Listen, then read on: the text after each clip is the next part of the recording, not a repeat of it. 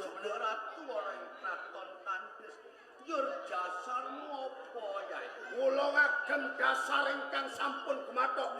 Dasar kula cetha Kurawangsa pengen dados ratu wonten ing kraton.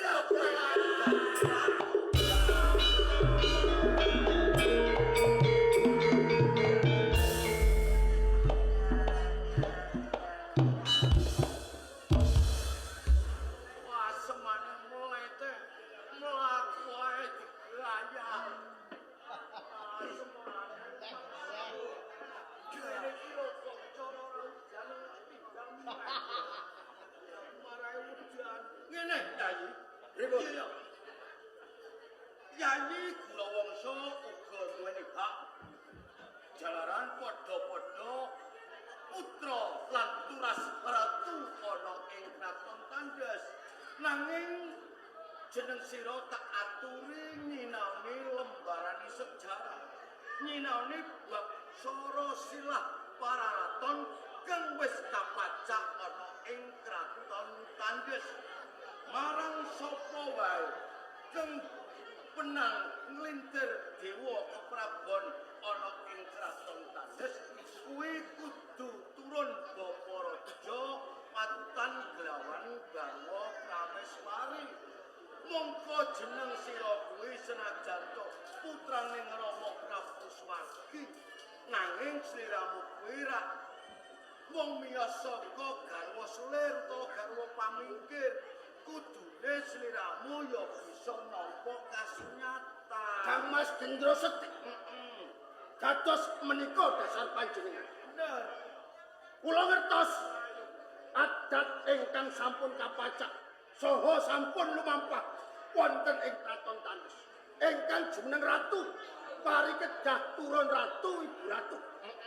Ning kula badhe mundhut pirsa kalih Kangmas Gendro. Ingkang damel sosial pararaton menika menungso.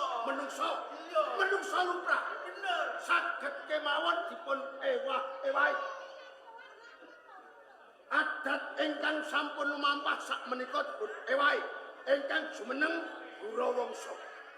Yen to ana perangane menungso kang kepengin ngowahi adat tata cara sara silah kang wis lumaku ana ing kraton Tandus, jeneng menungso kuwi keblinger. Jeneng menungso kuwi wis kelangan akal. Ngono. Katuran pirsa sak propirane Kurawangsa iki gadhahi hak waris wonten ing kraton Tandus. Oh iya. Ini yen pancen wis kapidereng rasamu kowe kepengin jumeneng ratu ana ing kraton Tandus, ya pancen kowe duwe hak. Nanging saiki pun Kakang wis ora dadi ratu. Upama kowe nyuwun kelawan pun Kakang kuwi salah, lajeng kowe kleru.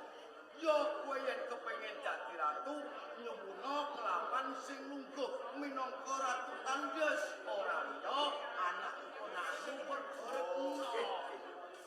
Matur nuwun. Nini Purbaretna. Paman Kurawangsa. Ngeman marang kabeh kawula ning kraton Tandus. Sawilu. Ya sepamu durung sepiro, durung pono sawirene ngenani tata kaprajan ana ing kraton Tandus. Kula saka kuwi gak jaluk ganti banget palungguhan ratu ana ing kraton Tandus. Paringipun paman. Gampil